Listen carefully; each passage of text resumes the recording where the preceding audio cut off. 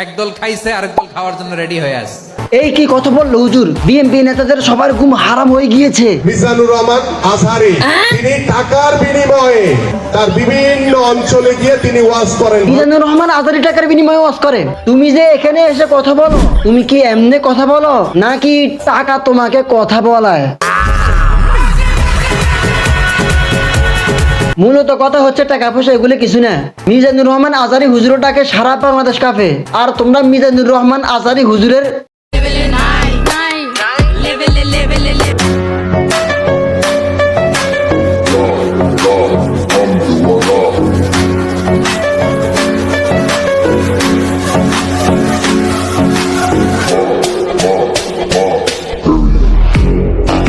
একদল খাইছে আরেক দল খাওয়ার জন্য রেডি হয়ে আছে।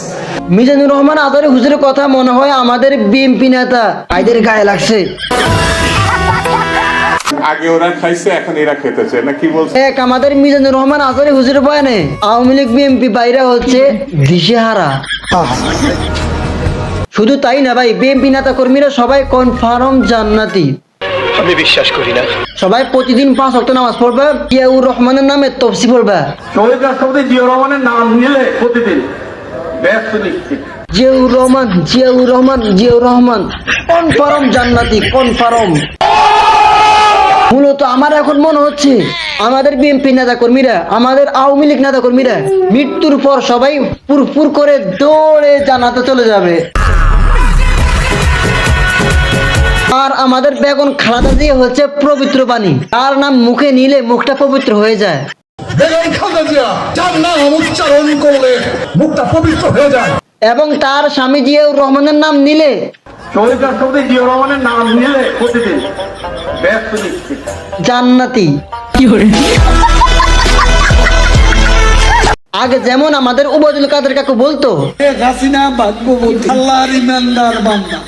কনফার্ম জান্নাতি। আমি তো আগে বলেছি আওয়ামী লীগ বিএনপি হচ্ছে নিষ্পাপ, নিষ্পাব্দ, মাত্র দুনিয়াতে এসেছে, একবারে গোনা নাই, মাসুম মাসুম। এই দুই দল কখনো গুনাহ করেনি সামান্য কিছু গণহত্যা ছাড়া। গত 15 বছরে কারা ছিল জানেন তো?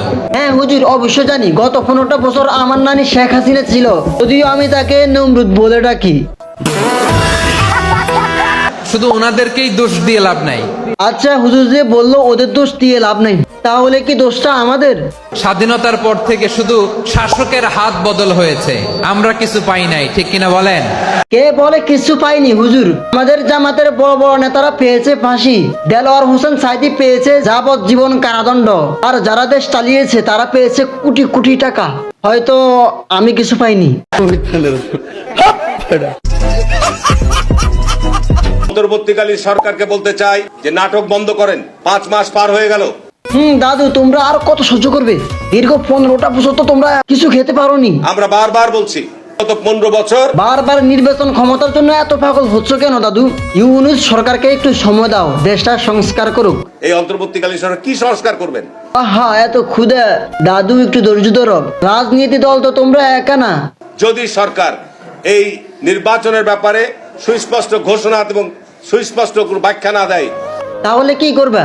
ক্ষমতা না আসতেই হুমকি দাও। তো তাই না, আগে যেমন আওয়ামী লীগ ওয়াজ করতে দিত না, এখন বিএনপি। আচ্ছা, আমি বিএনপির নাম নিয়ে কোনো কথা বলেছি? আজকে এই জায়গায় এসে আমার মনে হচ্ছে Awami League BNP bye bye, যেমন ফেরাউন নমরুদ বাই বাই। দেশে এগুলো কি হচ্ছে?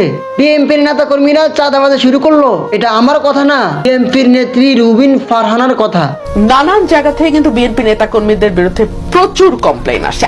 এরা এখন যা করতেছে ক্ষমতা আসলে কি করবে আল্লাহই ভালো জানে।